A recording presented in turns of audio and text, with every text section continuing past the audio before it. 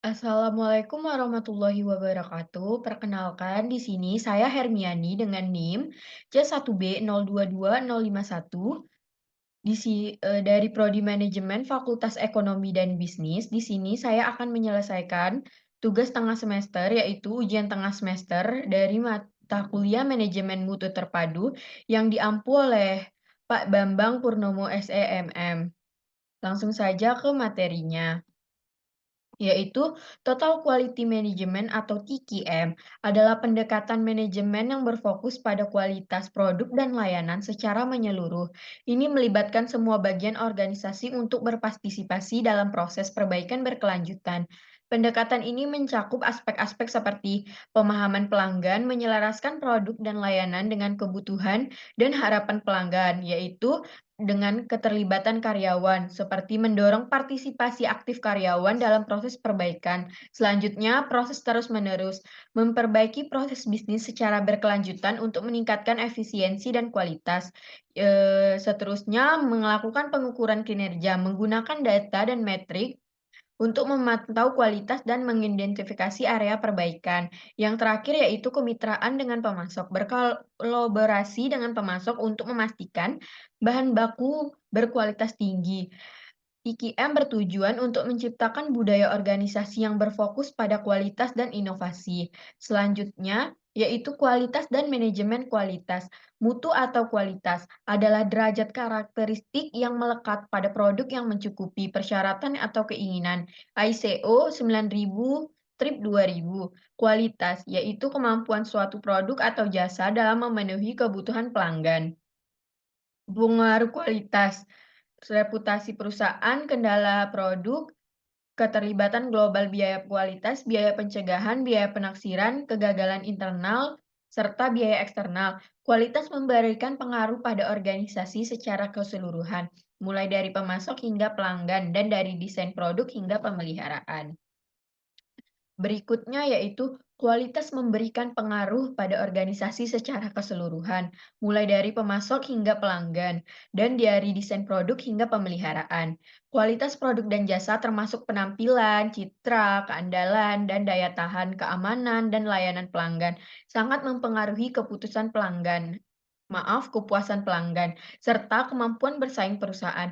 Definisi kualitas mencakup unjuk kerja sesuai harapan pelanggan, keandalan, kecocokan, daya tahan, dan kepuasan pelanggan. Dimensi kualitas produk dan jasa meliputi unjuk kerja fitur keandalan, kesesuaian, daya tahan, pelayanan, estetika, dan kualitas yang dirasakan. Sementara itu, perbedaan antara barang dan jasa terletak pada sifatnya yang berwujud dan tidak berwujud, serta tingkat partisipasi konsumen dalam proses. Kepuasan pelanggan dipengaruhi oleh kualitas produk dan pelayanan, aspek emosional, serta faktor harga dan biaya. Dampak positif kepuasan pelanggan bagi perusahaan termasuk peningkatan loyalitas pelanggan, profitabilitas, keberlangsungan dan pertumbuhan perusahaan, nilai perusahaan yang meningkat, serta kesejahteraan karyawan.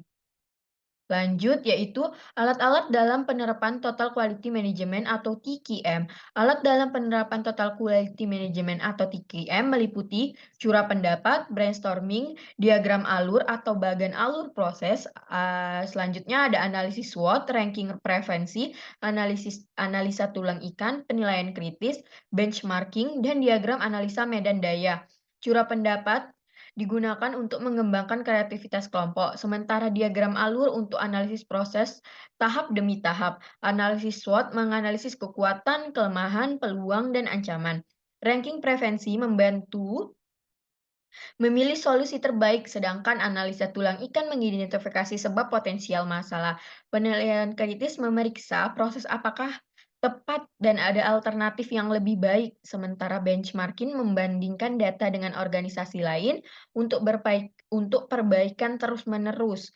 Diagram analisa medan daya mengidentifikasi kendala dalam mencapai tujuan dan solusi dari masalah atau peluang. Selain itu, Scorecard atau BSC adalah sistem manajemen strategis dengan 4 perspektif, sedangkan Six Sigma menerapkan proses berbasis statistik untuk memperbaiki proses dengan konsep Define, Measure, Analyze, Improve, Control atau DMAEC. Lanjut, berikutnya meningkatkan kualitas layanan. Nah, meningkatkan kualitas layanan merupakan hal penting dalam bisnis, di mana pelayanan yang mencakup tindakan atau perbuatan untuk memberikan kepuasan kepada pelanggan. Pelanggan dianggap sebagai raja, karena pelanggan pertama mereka dapat mempengaruhi keputusan untuk kembali membeli produk pelayanan berkualitas, tergantung pada pandangan dan harapan pelanggan serta memperhatikan dimensi seperti tampilan, keandalan, tanggap, keyakinan, dan empati. Kesenjangan kualitas pelayanan bisa terjadi karena berbagai faktor seperti ketidakpahaman manajemen terhadap harapan pelanggan atau pelayanan yang tidak sesuai dengan standar. Metode survei kepuasan pelanggan seperti sistem keluhan, survei kepuasan pelanggan, ghost shopping, dan analisis pelanggan yang berhenti membeli dapat digunakan untuk memperbaiki kualitas layanan. Untuk meningkatkan kualitas layanan, penting untuk melayani dengan sepenuh hati, memberikan perhatian pada kebutuhan pelanggan, dan menjaga sikap ramah serta toleransi tinggi dalam setiap interaksi dengan pelanggan. Selanjutnya yaitu materi terakhir, biaya kualitas dan produktivitas. Saling terkait dalam konteks operasional bisnis. Kualitas didefinisikan sebagai kepuasan pelanggan yang terpenuhi atau melebihi harapan mereka yang tercermin dalam 8 dimensi seperti kinerja, estetika, dan keandalan. Biaya kualitas meliputi biaya pencegahan, penilaian, kegagalan internal dan eksternal yang berhubungan dengan upaya meningkatkan kualitas produk atau layanan. Pelaporan informasi biaya kualitas dapat membantu manajer mengevaluasi dampak keuangan dan kepentingan relatif dari setiap kategori biaya. Sementara itu, produktivitas berkaitan dengan efisiensi dalam memproduksi output dengan menggunakan input yang sedikit mungkin. Peningkatan kualitas dapat meningkatkan produktivitas, begitu juga sebaliknya. Namun, perusahaan perlu memastikan bahwa proses mereka tidak hanya menghasilkan produk berkualitas tinggi, tetapi juga efisien.